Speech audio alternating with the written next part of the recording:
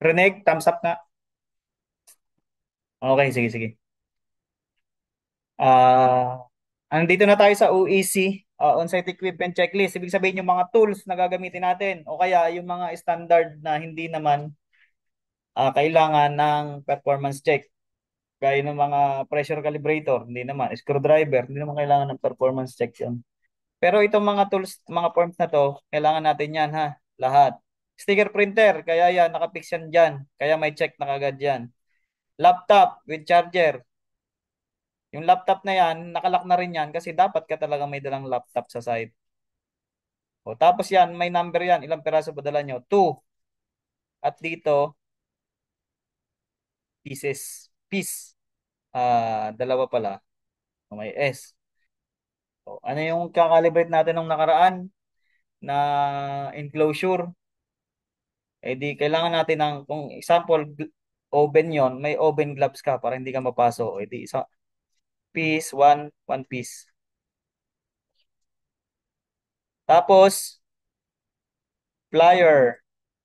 Kailangan mayroon ka pang-ayos mo ng thermocouple. Wala kang pang-ayos ng thermocouple. Kahit isa lang. Ano pa? Ah, roller naman. Meron naman. Kailangan sa SIPC naman yung ano, steel rule. Steel rule tuloy. Meter tape. Anong tawag dito? Tawag natin dito. Steel tape yon, steel tape. Sa performance check naman yon. Basta yung mga gagamitin natin ng tools. O pwede tayong magdala ng ano, screwdriver. Screwdriver. Ilagay natin ay one set. Kasi precision pala yung dinala mo. Eh di one set yon. One set. O, pwede rin one lot. Ano pa yung isa nating kakalibrate? May pressure din. Ah, eh, hindi na natin sa controller naman, screwdriver din yon, tsaka plier. Sa hygrometer naman, wala. Sa thermometer naman, yung thermometer, edi meron kang adjustable kasi baka mamaya magbaklas ka doon sa site ang by metal. Edi kailangan mo ng adjustable. Example, hydraulic pump. Yan. One, one set. Kasi itong hydraulic, maraming fittings to eh. Meron mga accessories yan. Hindi one set mo na. Tapos, ano pa bang drive lock? Example, drive lock. Ay, hindi pala. Yung drive lock pala. O basta yan, alam nyo na yung dadalhin nyo. Yan, tapos thermometer backup, dala ka na rin. Hindi ko na ilalagay lahat, pero pag sa actual site nyo, kailangan kompleto kayo ng dadalhin na tools. Di baka mamaya, pagdating nyo sa site, wala kayong tools. Screwdriver, adjustable. Basta yung suggestion doon, pili na lang kayo doon. Tapos kung pressure ka, meron kang Teflon, one set, one lot, pwede naman. Tapos, adjustable screwdriver, open wrench, adjustable wrench. For example, ay dalawang adjustable wrench ng dalawa. Dala. O, teflon nyo ay one lot. Yan. O, tapos, yung supervisor, siya yung magche-check dito. Hindi kayo pwede. Tsaka, maglalagay ng perma. E di, tatanggalan ulit siya ng perma. Sample si Kaloy, UEC. Yung supervisor na lang maglagay ng perma dyan. Tapos lagi kayong pag magpapaliit kayo, papaano? Wag dito sa ano lalapad diyan, ayan oh. Dapat dito lagi sa kanto para pantay-pantay. Kasi lalapad diyan, papangit 'yan. Tapos yung pipirma ko,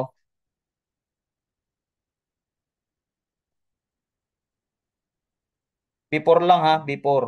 Baka mamaya may after na kayo. Tapos ilak ulit.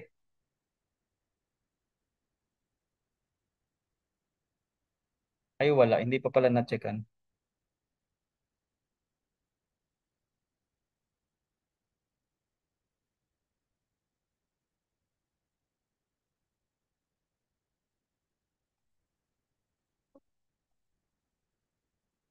Yan. Tapos sa remarks, kung meron kayong nakikita sa gamit na ano, for example, itong hydraulic, may remarks kayo, wala kayo nabali, o kaya may gas-gas, may basag, pwede nyo i-remarks dito. Yan, okay na yan. Okay na ang ating SIP, COEC. CRF naman. Yung CRF, naturo ko naman na kanina yan. Ito rin naman yon. Tapos yung certificate number, basta pag may pula, ibig sabihin hindi kayo okay. Dapat walang pula dyan. Pag may pula dyan, susulatan nyo yun. Ano pa yung susulat mo dito? Certificate number. Eh, siyempre yung ano natin, 25-DAR. Tapos 5 digit dyan. Dash B. Oh, wala nang pula, di okay na. Tapos ito, nakalak naman yung mga yan. Nakalak yan. Ngayon, kung hindi yung address nyo ay hindi kasya, palitin nyo na lang ng font. Tapos suyutin nyo. Example, yung pinakauna nyo. Tsaka dapat pag gagawa kayo ng request form, dapat yung magkakapareho, yun yung pagsasama-samahin nyo. Para isang gawaan lang. Tapos pag may naiba, ibang procedure o ibang ano, ihiwalayin nyo. Ibang status, ihiwalayin nyo para hindi siya mapareho yung details doon sa magkakaparehong marami. Example, pressure gauge. O, nakapula yan ha. Pero pag na-type pa natin yan, hindi na yan pula. O, pressure gauge, brand, Ashcroft. O, wala namang model yan madalas. E di NA nyo yan or dash. O, ID, PG.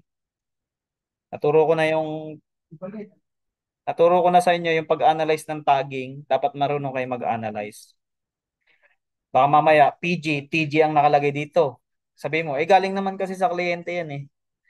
Eh kahit galing sa kliyente yan, kung hindi naman, kung conflict yan dun sa tag niya, sa uniform niya, eh di, pwede nyo silang i-correct.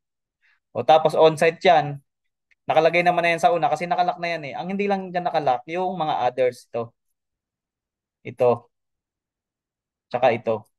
Yan lang ang hindi mga nakalock dyan. Pero yung other dyan, nakalock.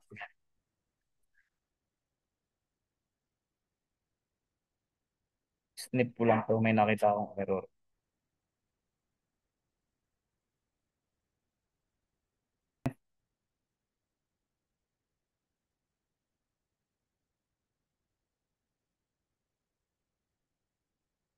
Ito.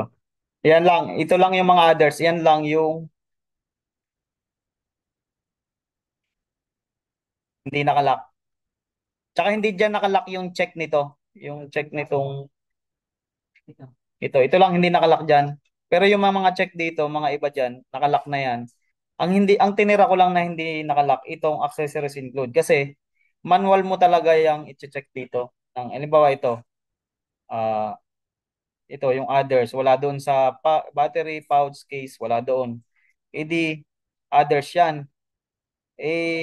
Yung ano, i-X mo lang to. Pag magkakat pala kayo, wag yung buong cell ikat nyo kasi mabubura kasi yung ano eh. Sasama yung ano niya eh.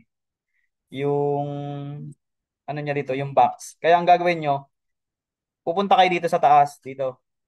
Tapos i-drag nyo, i-highlight nyo, tapos i-X nyo, i-cut nyo. Yan, oh, wala na dito. Tsaka nyo ilagay dito. Yan.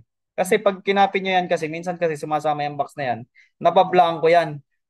Kasi pwede mong ilipat kasi yan eh, kagaya nito. Kasi hindi ito nakalock eh.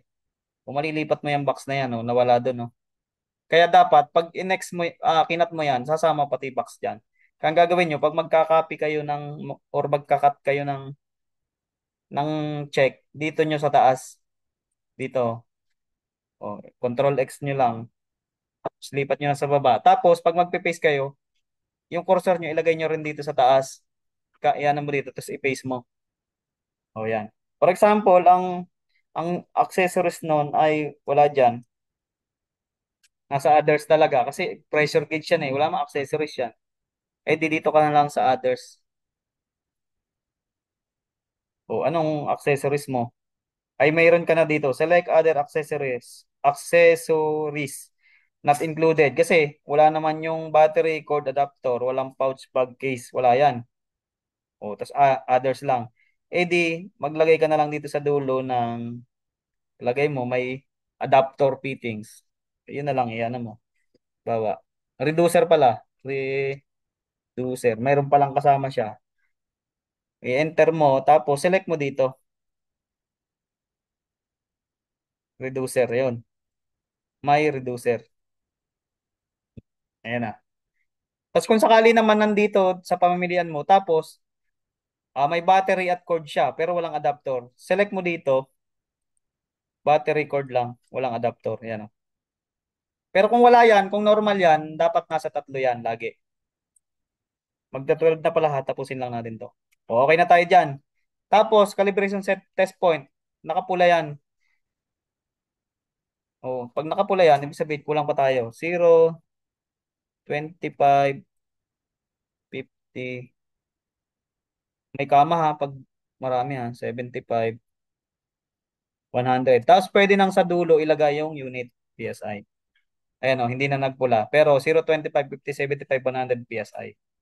Ayan na, wala nang pula. Alin na lang may pula? Oh, may pula pa dito. Anong sabi niya? Check delivery method, UUT, and search. Ay, makikita nyo, may check na kagad yung not applicable kasi on-site siya. Pero pag in-house mo siya,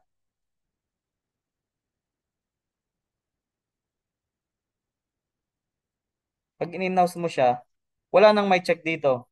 Nag-automatic check lang kasi dito pag on-site, automatic lalabas yung check dyan. Kaso dito, hindi natin pwedeng i-automatic kasi hindi na natin alam kung paano i-deliver yung gamit. Pwedeng maging to be delivered ang personnel or courier. O, kayo na bahala dito.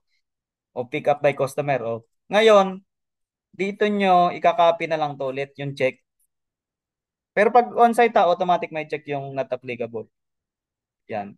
Copy nyo na lang ulit. Sabi ko, pag magka-copy kayo,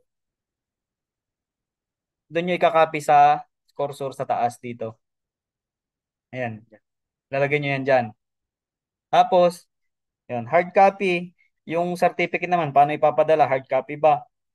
O electronic copy? Kung pareho, edi checkan nyo pareho. I-copy, i-cut mo na lang yan dyan. Pero pag magka-cut kayo, wag cut ng dito sa cell. Dito ang cut. Yan na. O nawala. Paste natin. Doon ulit ang paste. Pag-click nyo sa cell, ilagay nyo ulit. Doon ka ulit mag-paste dito. O yan, yan na pareho. Tapos may pula pa rin. Ay, anong ang sabi niya, check delivery method. Ito lang ang tanging pipili kayo. Pag na-check nyo na, piliin nyo yung check. Ayan, wala nang pula dyan. Okay na. Isa na lang, meron na lang pala. O, tapos, permanent na lang ng nung ganun ulit, i-sign ulit.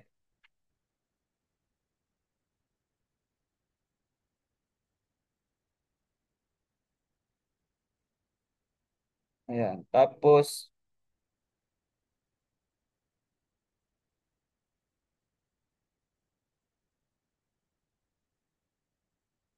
yan.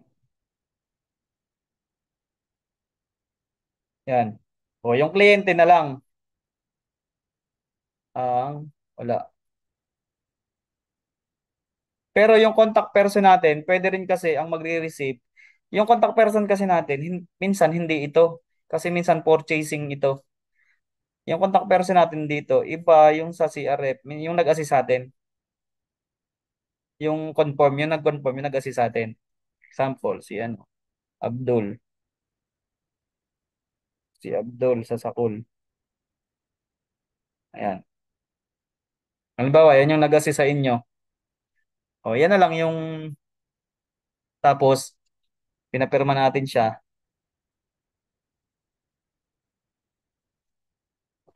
Ayan. Ito yung pirma niya. Yan na yun. Hindi kompleto na. Halitan nyo na lang kung sakaling malaki. O, yan. Tapos may date na rin. Nilagyan ko na rin ng date dito. Tapos kung may communication kayo, for example, ang date ay ngayong 31, apostrophe, 31, ngayon yung kinalibrate, 31, ano ngayon? July pala. July. O tapos contacted by initial, si ano? ARC. Contact person. Ito, i-link na lang natin to. Si Abdul sa call. O tapos details of ng communication nyo. For example, na-cancel. Ayan na lang yun. O, may details kayo ng communication. Tapos i-lock nyo na. Pero ano naman, hindi naman nakalaki yung sa, sa communication. Ayan na yung ating CRF na bago. Kumbaga, mas madali na siya sa atin. Tapos AR, yung sa AR wala nang problema yan. Ipiprint nyo lang to bago kayo pumunta ng site. Pero dapat hindi yan e-sign ha. Ito lang ang pinaka hindi natin hard copy sa site. Tapos yung TAR ituturo ko mamaya. Stop na.